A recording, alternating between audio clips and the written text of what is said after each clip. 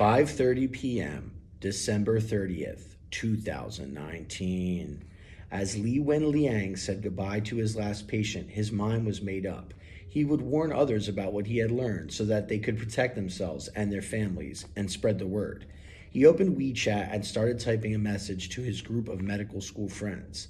7 cases of SARS confirmed, Li told the group, and he attached AI Fen's report on the patient she had examined. He warned his friends that the cases seemed to be connected. According to AI Fen's email, all the patients either worked at the local Huanan seafood market or had shopped there recently. He advised them to take precautions in case another SARS epidemic was beginning, and to tell their families and friends so that they could protect themselves. He pressed send. For the first time, information about the strange cases of pneumonia in the Wuhan emergency room traveled beyond the hospital's walls.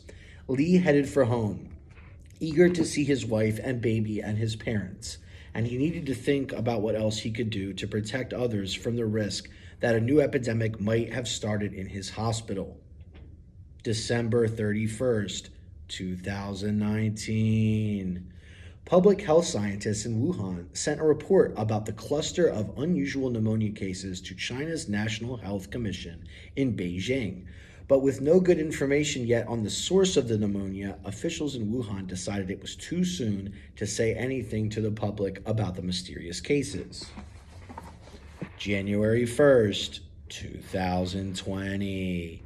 The Wuhan city government sent police officers to close down the Huanan seafood market, the only connection discovered so far between the strange cases of pneumonia turning up in hospital emergency rooms around town. The police ordered all the vendors home, locked the doors, and put up fencing around the outside of the market. They posted guards to make sure shoppers stayed away. Inside, workers in masks and protective gear began scrubbing the building from top to bottom. If something in the market was causing the infection, they hoped that by closing it to the public, the cases of mysterious pneumonia would stop. January 2nd, 2020. Health officials in Wuhan published information online about the pneumonia cases appearing in the city's hospitals. So far, they said, there was no evidence that whatever was causing the pneumonia outbreak could be spread from person to person. But even so, people should take precautions, like avoiding crowds. 1:30 a.m., January 3rd, 2020. Dr. Li, please answer the door.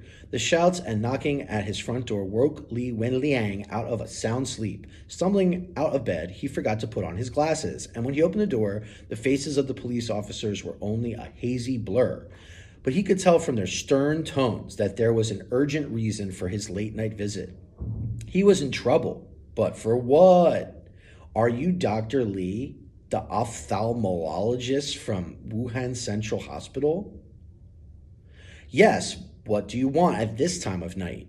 You'll need to come with us to the police station. We have some questions to ask you about the rumors that you have been spreading on the internet. Someone from Li's private WeChat group had shared his post on a public website, and Li's message to his fellow physicians had worried a lot of people. Already there were whispers that a new SARS outbreak was beginning in the city. Before sounding the alarm and making an official announcement, the city government wanted to have more information. Were the pneumonia cases caused by SARS or by something else?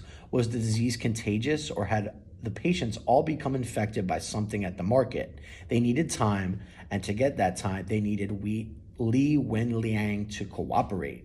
That's why the police arrived at his door. They were there to send him a message. Stop talking about the hospital's pneumonia cases. You're an eye specialist, right? The officer in charge shook his head. What do you know about pneumonia anyway? I can read a medical case report, Li responded angrily. And so can the other doctors I sent the report to. They're worried. That's why they've shared my warning online. Dr. Li, you need to agree not to publish anything more about these cases. Let the experts study the evidence. If it's SARS, they'll take the proper steps to protect Wuhan. In the end, Li signed a statement agreeing that he had been wrong to tell others about the pneumonia cases at his hospital. He went back to work and tried to focus on treating his patients. But he was so angry about being told not to talk about the cases in the emergency room that a few days later he posted the statement he'd been forced to sign on Weibo, a Chinese social media site. Around the city and across the country, concerns grew about the disease outbreak in Wuhan. In the city's laboratories, scientists scrambled to find the cause of the mysterious infection. Meanwhile, doctors cared for the pneumonia patients struggling to breathe and kept a watchful eye out for signs that the disease was spreading to others.